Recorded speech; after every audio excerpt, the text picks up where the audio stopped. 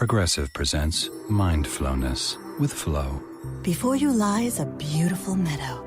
In that meadow, Progressive Direct has placed its auto insurance rates alongside those of competitors. You select the lowest rate and feel a great sense of calm. A great sense of... Compare Progressive Direct rates with competitors' rates so you can rest easy. Visit Progressive.com. Progressive Casualty Insurance Company and Affiliates. Comparison rates not available in all states or situations. Prices vary based on how you buy. Blog Talk Radio. Mainstream Mental Health Radio with Dr. John Huber. What do you think you are, crazy or something? Well, you're not. We're on a mission from God. News, issues revolving around mental health. Dr. John Huber, a mental health professional for over 20 years, the chairman for Mainstream Mental Health, a clinical forensic psychologist, and a psychology professor at Texas State University. Breaking the silence of mental health, one day at a time, discussing the human condition, providing a sounding board for mental health issues, and making mental health mainstream. You got a gift, my friend. Now it's time for Mainstream Mental Health Radio. Let the healing begin. With Dr. John Huber. Good afternoon, everyone. Welcome to Mainstream Mental Health Radio Show. I'm your host, Dr. John Huber. Thank you very much for listening, as we all really do appreciate it. We have another amazing show for you today, and remember to check out our website at mainstreammentalhealth.org. Let your friends know about our show, and you can follow us on our podcast at iTunes, at Blog Talk Radio, Mainstream Mental Health. All right, news for the week. Well, we've had a lot of stuff popping up from Charlottesville, a lot of hate, and I think everybody else is pretty much covering that. I've done a couple interviews myself on it for different networks. So I want to talk maybe a little sidestep away from the hate issue and talk specifically about race and maybe some things you can do to help eliminate or lower your chance for racism in your own families. And, brief review, we know August 11th events in Charlottesville, Virginia hit their community and the nation, sparking a huge resurgence of issues about race relations in the United States. White nationalists marched on the campus of the University of Virginia to protest of the removal of a Confederate statue of Robert E. Lee. It seems in very few months there is an incident, one or more communities showing us that we have a long way to go as a society before we can overcome racism. Now, repeatedly in the past or different points in our time, people jump up and say racism doesn't exist anymore, or all lives matter, yet we see continued evidence that's provoked to debunk some of this myth. And then we see some evidence that suggests maybe racism isn't what we think it is in this country anymore. In a society where we have crossed so many bridges, such as segregation and equal rights, there's continues to be racism and discrimination in the United States of America. And for many parents, this is really difficult to address and deal with our children. We see, not too long ago we had people taking shots at our police officers, and we came up with, police lives matter and things like that. And, it's really confusing to kids. And the strongest influence that there is out there, especially for smaller kids, is our family, our parents. And, I hear it's kind of like having the race talk is kind of like having the sex talk. Well, it's difficult, but I think both of them should be an ongoing conversation. It shouldn't be just one point in time you sit down and have this conversation with somebody. And the reality of it is we're all human beings. We're all one race, if you want to look at the biology behind it all. But what we see is fear of the unknown, fear of people being different. And the best way to deal with this is to demonstrate that you have no fear in those things to your children, and to talk about them as being humans and being friends and being neighbors. And I think it was really interesting. At one point with my daughter, she had this friend, and she wanted to invite him to her birthday party. And we're like, sure. And she gave me the name of the young man, and I wasn't in her classroom all the time, and I didn't know everybody. I knew a couple of her friends. And she goes, oh, he's the one with the really curly hair. And she had, she never labeled him as being of a different color. It was his hair's curly, and I thought that was an interesting way to go about that. And, he came to the house, and he still hangs out and comes around at times, even though she's not allowed to date until she gets her black belt. But she is she is colorblind to a lot of things in our society, and it's really good to see, and it's healthy. And I like to watch her interact with her friends, and it's funny how when you have somebody who things don't bother them, other children follow suit and they move right along. So I try to encourage my kids to be leaders, especially in areas like that. If we look about specific things to do with your children, realizing that we are all different and we're also all the same. We all bleed, and doing things that belittle somebody and makes anybody somewhat less human is what I want to stay away from. And that's the way we talked about that, with my kids, is, do you want to feel this way? Do you want to then make somebody else feel the way you don't want to feel? And it's a long journey, and you got to keep pushing that. You got to look at what's going on culturally in our society, and it's pretty scary, and we don't know what's going on. I mean, we just got through apparently to a pseudo-resolved situation in North Korea, and of course I'm a little bit upset with the media in general because they've not even addressed that at all. And they are actually instigating and stirring up some of this anxiety here at home, I think, of and on themselves. But they won't take responsibility for that. So you heard it here. Nobody's perfect. And we have to look at our kids and our family and deal with what's going on in society as well as what's going on in the rest of the world in general.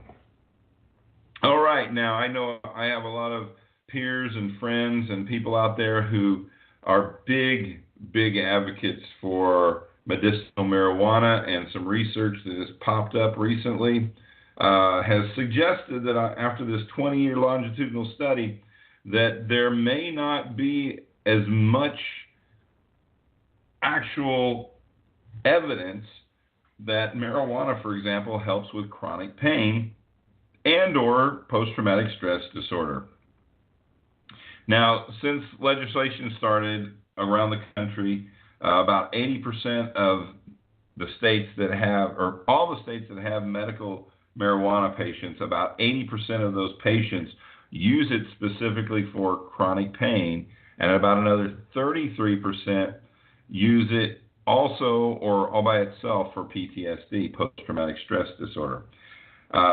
The evidence is suggesting at this point that there's not enough actual hardcore research to confirm that it is effective for users, and researchers around the country now are scrambling to find evidence of the harm possible with the use of medicinal marijuana, as well as the benefits of patients using medical marijuana.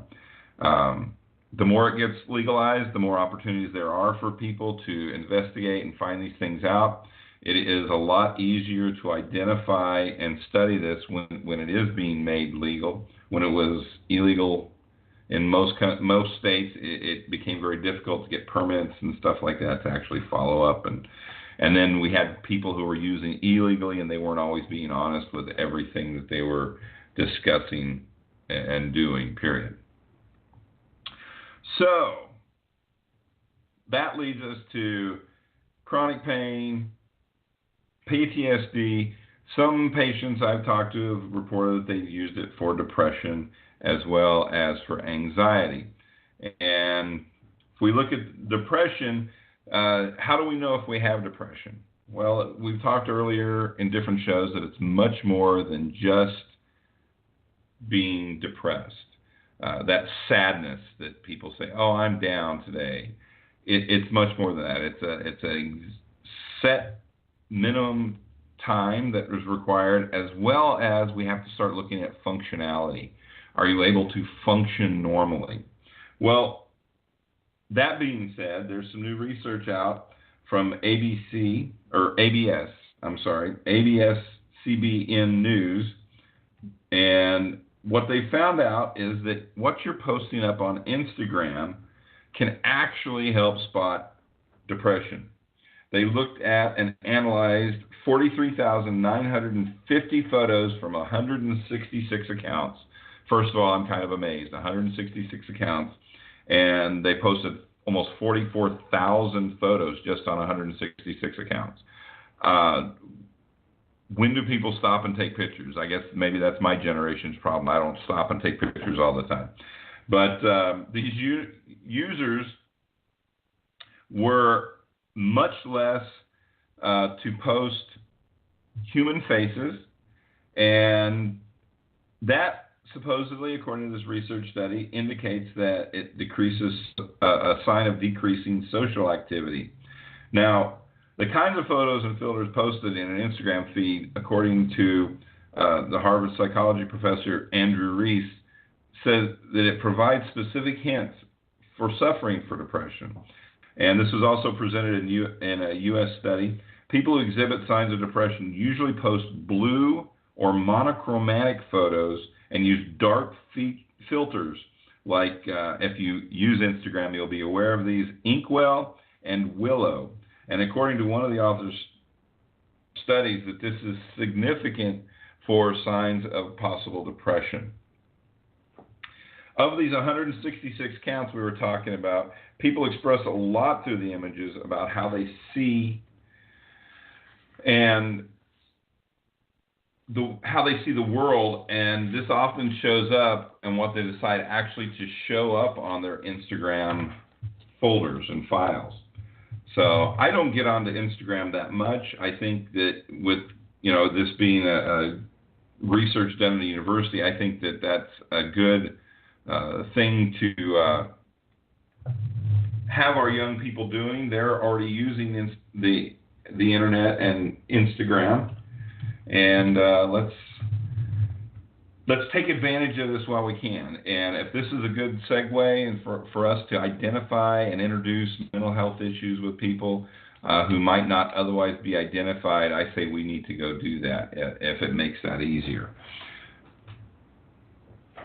At the same time, recent research from Psychology Today suggests that technology may actually make it hard to raise mentally strong kids.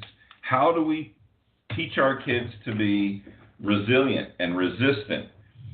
We live in a world where digital devices occupy much of children's time, energy, and brain power.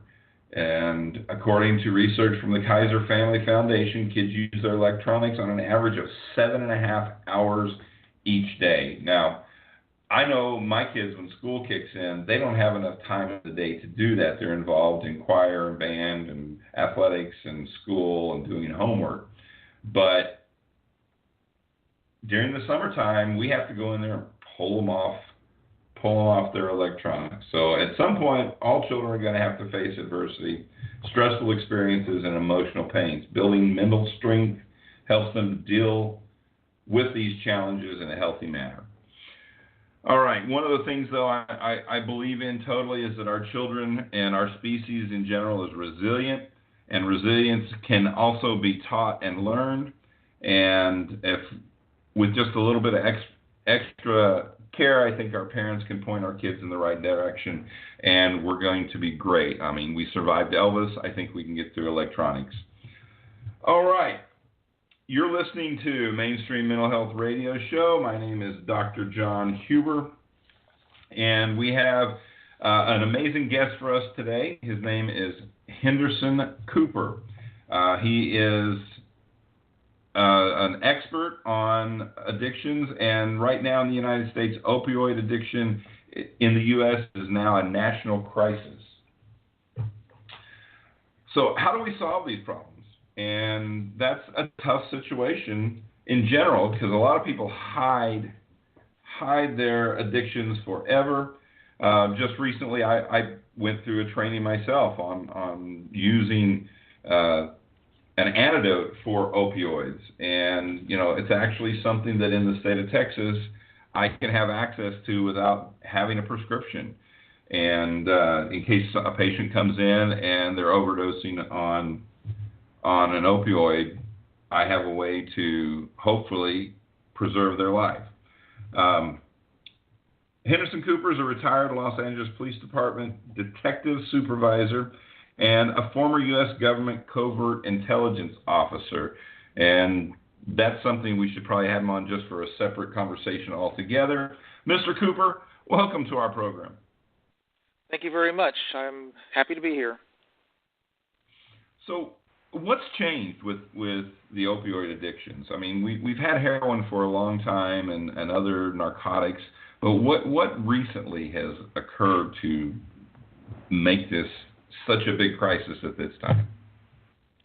Well, the advent of medical care has been a big issue in this whole thing, because we were talking about substances that are controlled mostly by the system, by insurance companies and by doctors, and yes, are abused by people who come from the middle class, which is the largest population that we have, and these are people who have access to these services and these people.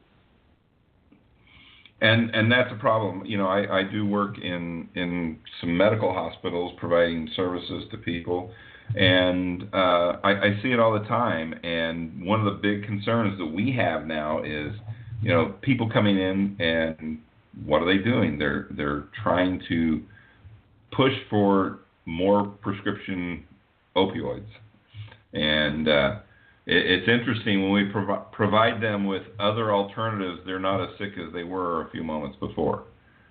Right. For a lot of people, they have become the solution rather than the treatment, and the reality is they are not the solution at all. Well, how do you think we should go about doing this? I know that there's already a lot of government regulation. Within the hospitals, we occasionally have DEA agents walk in and check our charts and things like that, which is unusual. That didn't happen 8 years ago.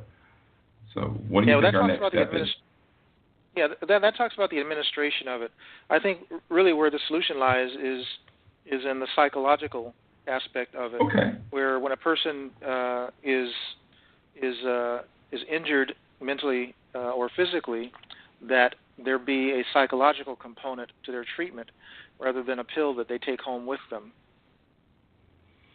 I think that's important, and I'm a chronic pain sufferer myself. I've broken my shoulder, actually the same one, multiple times. And the last time I had some major surgery, and I came in, and my doctor gave me some opioids, and I would go to work, and I'd come home at the end of the day because I didn't take them during the day. And I would sit down on my couch and take one of the pills. And my son at that point was about 3 years old, and he walked in and sat down next to me one day.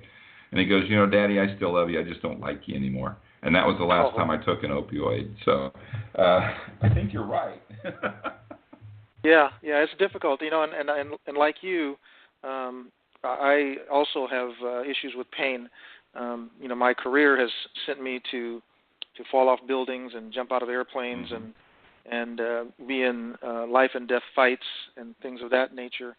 And I've had multiple surgeries on my knee and different other parts of my body, and so pain has become a constant. And I have a reconstructed knee as it is, and so pain and discomfort is a constant for me. And I've simply had to find an alternative way of dealing with the pain and swelling and discomfort, because you simply can't take pills forever. And in reality, you shouldn't take pills for any form of extended amount of time. No, and we know it causes neurological damage. I mean, whether we like him or not, we can point to Rush Limbaugh as an example with his hearing loss due to opioids. Yes, exactly. We see also these people experiencing, these addictions also happening at younger and younger ages. Do you think that is maybe because parents have more access to them for, like, the chronic pain issues and things like that, and they're exposing our kids to that? Or do you think there's a separate reason for why our 10 11, 12-year-old kids are getting addicted to these opioids as well? I don't know factually what the answer is, but my suspicion, based on my experience, is that kids today are a lot more progressed than kids of my era, perhaps of your era, where they are seeing things sooner and experiencing things sooner, and in some cases experiencing things that we never imagined in our day and age. And so kids are now dealing with things and making choices and having exposure that brings in this problem.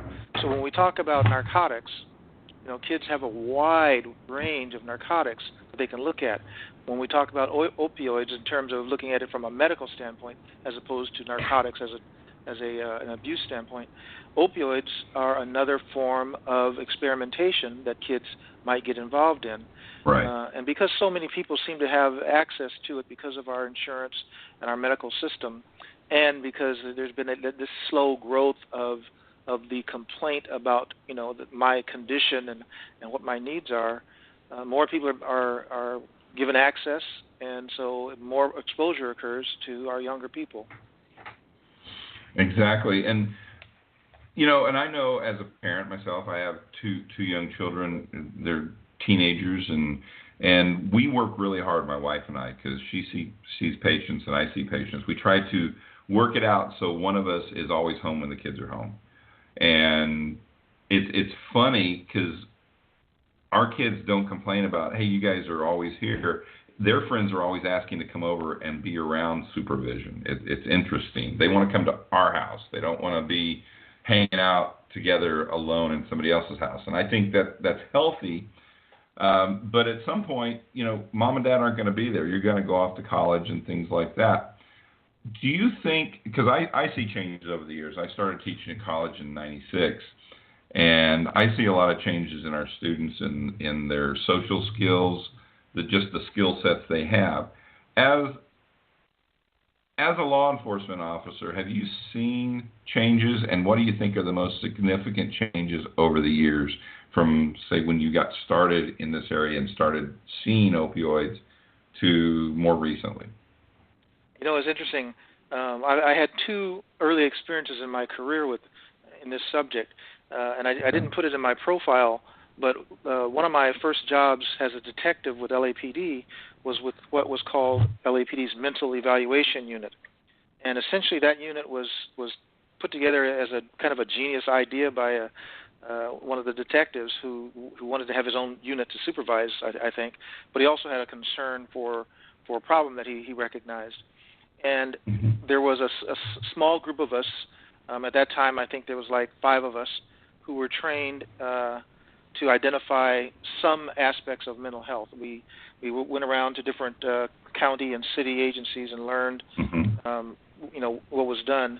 And in those days, the main concern was what we call people who were 5150 of the Health and Welfare Institutions Code. People that were considered to be a danger to themselves or danger to others, right, or who were in question of that.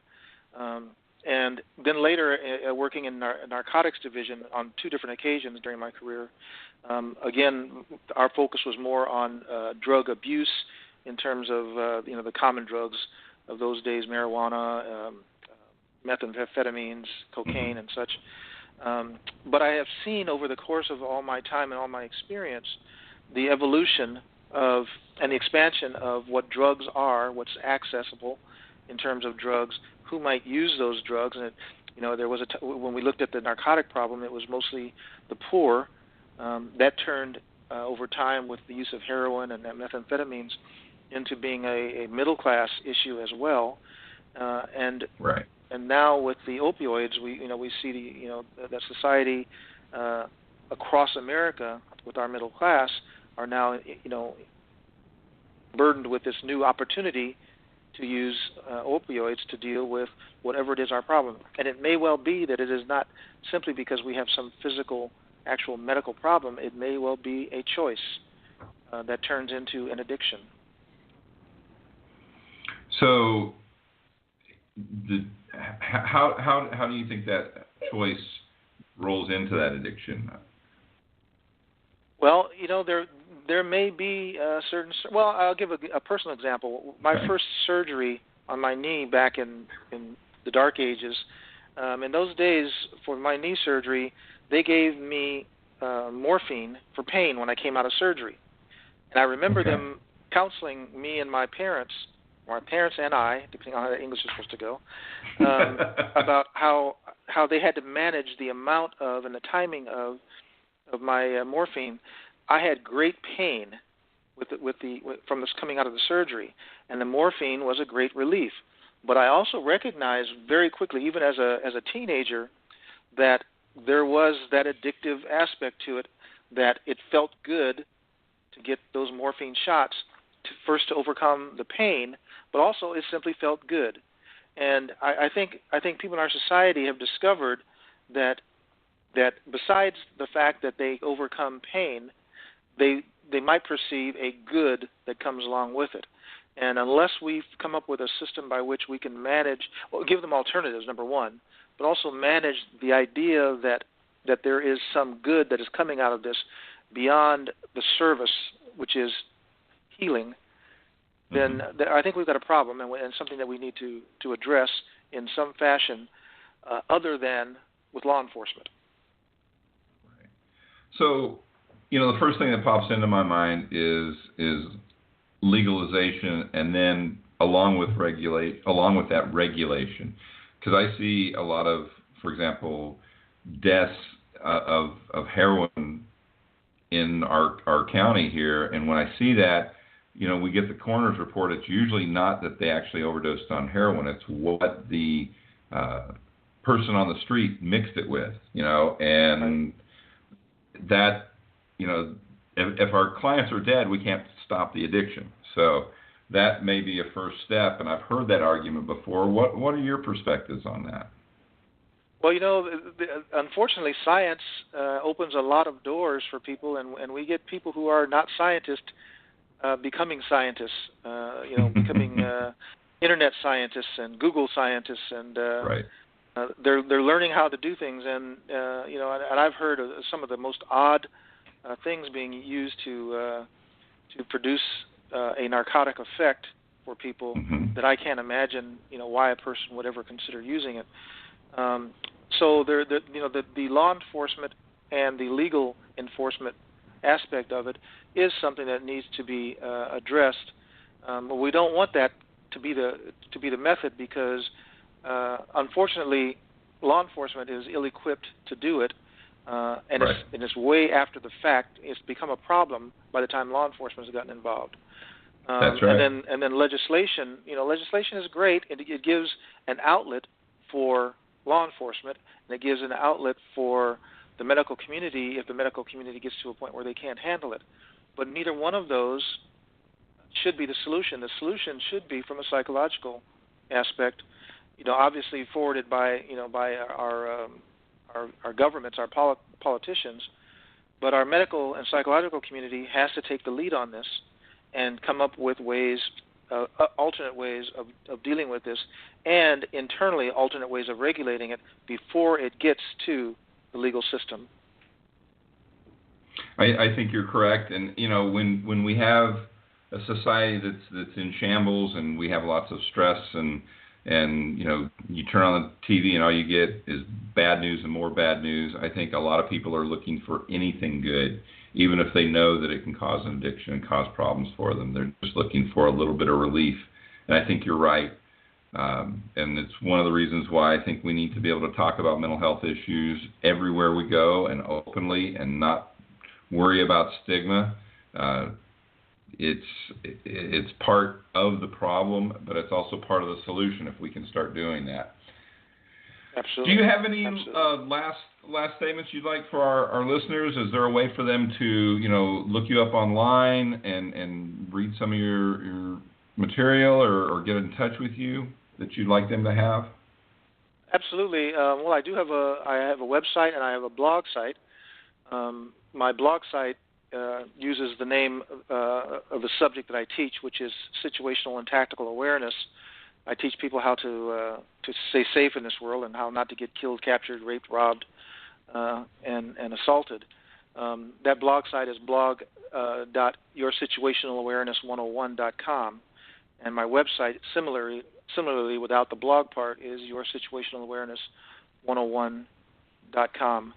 And on those sites, I talk about all these various subjects. I kind of go over the general area of the human condition and wellness, and things that are in the news that I think are of concern to people.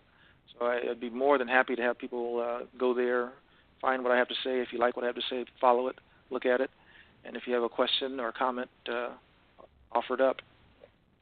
Awesome. Well, Mr. Cooper, I think there's a lot of things you and I could talk about for a long time. Unfortunately, we're under the clock now, so I need to go ahead and wrap things up here. It's been a pleasure, and you've definitely got me my interest peaked. I'm a martial artist, and I try to talk to my kids all the time. We're all martial artists in my family about exactly that, situational awareness, and I think we could do a separate show just on that. Thank you for coming on, and if you could leave one last thing for our listeners before you go, what would that be? That would be the real solution. The real answer is internal. It is inside of you. We were born with the ability to heal ourselves, and that should be where we are looking, not outside. Thank you very much. All right, everyone, that concludes today's edition of Mainstream Mental Health Radio. Special thanks to our great guest, Henderson Cooper. To learn more about our show, visit us at mainstreammentalhealth.org. And remember, life is what happens while you're making plans, so buckle up.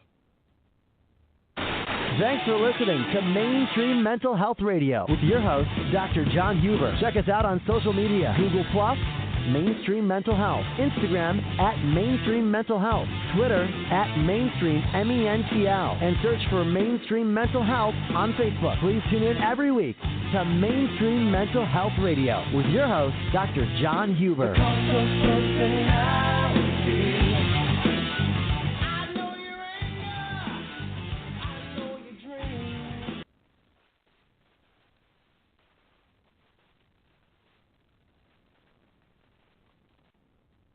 Whoa! Wow! This is amazing. Seasons may change, but the reaction to the incredible Great Smoky Mountain views from Pigeon Forge have stayed the same. Whether experiencing new attractions for the first time, like Dollywood's new Dropline ride, or finding new favorites like the Titanic Museum, dozens of shows, the Big Wheel, and more, you'll make memories and see scenic mountain beauty that you'll cherish for years to come. Visit mypigeonforge.com now to plan your trip. Whoa! Wow! This is amazing. Seasons may change, but the reaction to the incredible Great Smoky Mountain views from Pigeon Forge have stayed the same. Whether experiencing new attractions for the first time, like Dollywood's new Dropline ride, or finding new favorites like the Titanic Museum, dozens of shows, the Big Wheel, and more, you'll make memories and see scenic mountain beauty that you'll cherish for years to come. Visit mypigeonforge.com now to plan your trip.